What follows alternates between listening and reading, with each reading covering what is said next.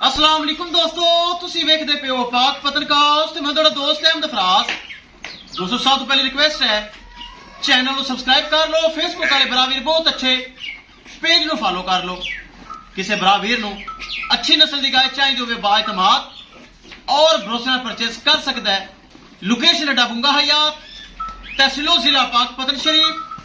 Mobile number है साडा 0300 पूरा 8754 743। व्हाट्सएप नंबर भी यही है जी, ते लोकल नंबर भी यही है।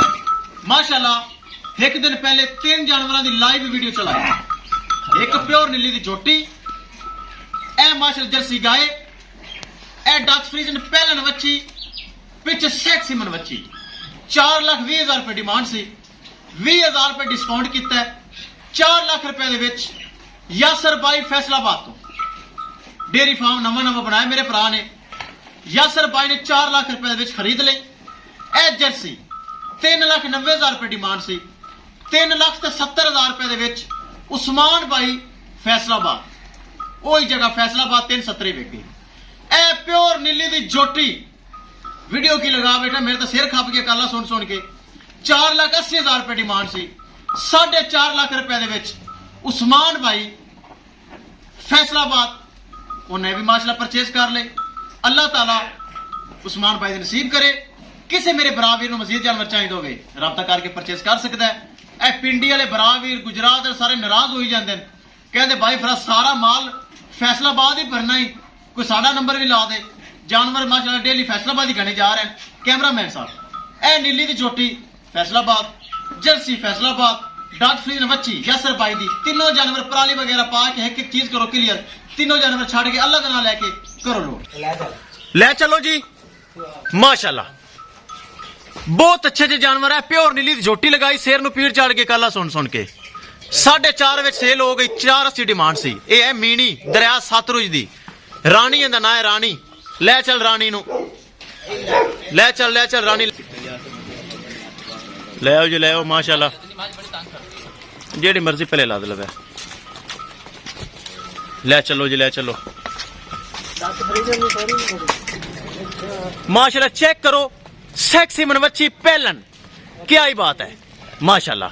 ए चेक करो जर्सी पिछे वच्छी चोलस्तानी फ्रीजियन। ए माशाल्लाह प्योर नीली रानी, ए रानी माशाल्लाह क्या ही बात है।